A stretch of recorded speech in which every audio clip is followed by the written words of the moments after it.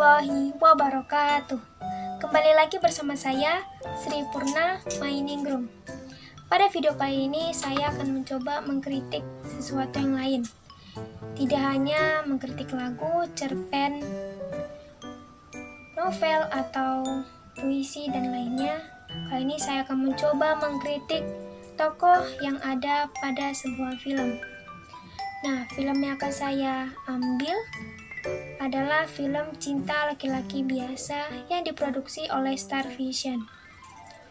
Film ini merupakan adaptasi dari cerpen milik Asma Nadia dengan judul yang sama. Dalam mengkritik tokoh ini, saya menggunakan pendekatan strukturalisme. Pendekatan strukturalisme menurut Abrams dalam Sri Wahyuni Tias dan Wijaya Heru Santosa adalah pendekatan yang menganggap karya sastra sebagai makhluk yang berdiri sendiri, karya sastra lepas dari alam sekitarnya. Teori struktural termasuk pendekatan yang objektif. Untuk memahami karya sastra, harus menganalisis strukturnya. Nah, tokoh atau penokohan adalah bagian dari struktur cerita. Oleh karena itu, menganalisis film ini secara struktural berarti menganalisis tokoh-tokoh untuk mendapatkan makna dan manfaat dari film tersebut. Film Cinta Laki-Laki Biasa ini bergenre drama romantis yang dirilis pada tanggal 1 Desember 2016 dengan durasi 109 menit dan rating 7,9/10 menurut IMDb. Pemainnya pun ada Deva Mahendra, Vesia, Nino Fernandez, dan lain-lainnya. Alur cerita dalam film ini diadaptasi dari cerpen karya Asma Nadia yang mengisahkan tentang kesederhanaan cinta berbalut kedamaian yang disampaikan dalam kerangka ajaran Islam berupa cinta seorang laki-laki bernama Rafli yang diperankan oleh Deva Mahendra pada Nania yang diperankan oleh Vesia. Nania bertemu dengan Rafli saat melakukan praktik kerja di sebuah perusahaan properti yang sedang menangani proyek pembangunan rumah sederhana. Dalam pertemuannya dengan Rafli, Nania tidak hanya dibimbing untuk membangun sebuah rumah, melainkan juga tuntunan untuk menjalani hidup penuh arti.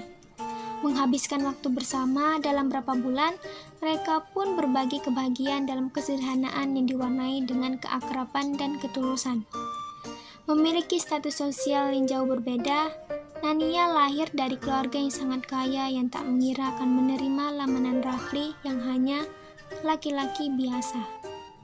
Ibu Nania yang diperankan oleh Ira Wibowo menentang keras hubungan mereka. Sebagai orang tua, ia ingin anak gadis terakhirnya hidup bahagia dengan menikahi pria mapan yang memiliki bibit, bebet, dan bobot yang baik. Di sisi lain, Nania ingin dijodohkan orang tuanya dengan seorang dokter muda bernama Tio Handoko yang diperankan oleh Nino Fernandez.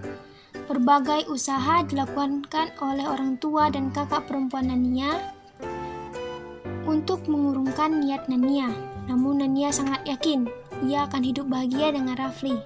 Keduanya pun akhirnya menikah dan dikaruniai 2 orang anak bernama Yasmin dan Yusuf. Suatu hari Nania mengalami musibah yang membuat ia kehilangan ingatan masa lalunya dan kelumpuhan pada kedua kakinya. Selama di rumah sakit, Dr. Tio lah yang merawat dan mengawasi perkembangan Nania. Nania mengalami amnesia sehingga ia tidak ingat dengan suami, anak, dan orang tuanya. Dr. Tio menyampaikan kepada Rafli bahwa ingatan Nania dapat sembuh suatu saat nanti, namun butuh waktu dan kesabaran. Pada akhirnya, ingatan Nania kembali pulih setelah mendengar suara petir menyambar yang membuatnya merasa ketakutan. Kisah ini ditutup dengan happy ending, semuanya bahagia. Berikut hasil kritik yang dapat saya sampaikan.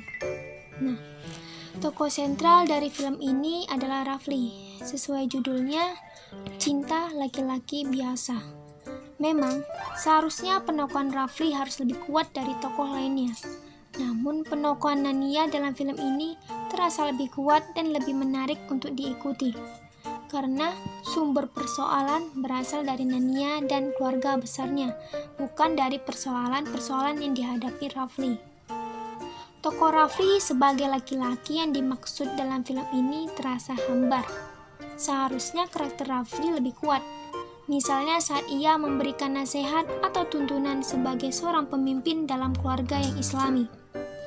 Figur keislamannya terasa biasa saja, padahal ada pesan-pesan Islam dalam cerita ini, seperti ta'aruf yang digambarkan berbeda dengan model yang dicontohkan dalam Islam, atau ketika ia harus bersabar dalam merawat Nania.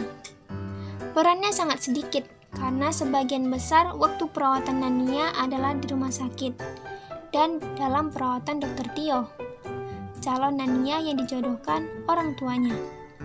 Peran Rafli dalam kesembuhan Nania hanya pada 3 hari sebelum Nania berobat ke Jerman bersama Dr. Tio.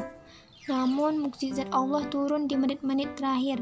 Sebelum keberangkatan Nania, Allah mengembalikan semua ingatan Nania melalui suara petir yang menggelegar, bukan dari sesuatu yang berhubungan dengan Rafli. Lalu, cinta Rafli kepada Nania tidak kuat tergambarkan, baik dari karakter Rafli maupun dari alur ceritanya. Kita sudah dituntun sebelumnya dengan judul yang ada. Tidak ada hal-hal yang dramatis dalam perjalanan cinta mereka, kecuali itu hanya disampaikan melalui kata-kata. Tokoh ibu Nania yang menentang hubungan mereka terasa lebih kuat. Sosok ibu yang menjengkelkan bisa ditangkap dari penokohannya. Karakter kakak-kakaan Nania beserta suami-suami mereka juga lebih kuat, membuat kita juga merasa jengkel dengan sikap mereka, sombong dan suka merendahkan. Semua karakter dari pemain dalam film ini cukup mendukung keberadaan tokoh utama, yaitu Rafli. Karakter mereka cukup memberi warna dan tampak wajar untuk mendukung alur cerita dalam film ini. Keberadaan tokoh-tokoh pendukung dapat menutup kekurangan karakter sederhana Rafli sebagai seorang laki-laki beruntung yang mendapatkan cinta Nania. Secara keseluruhan, cerita film ini cukup bagus, mengharu biru dari awal hingga akhir. Hanya saja tokoh Rafli dalam film ini kurang kuat.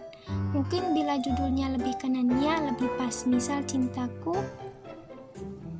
adalah lelaki biasa. Nah, mungkin hanya segitu kritik tokoh yang dapat saya paparkan.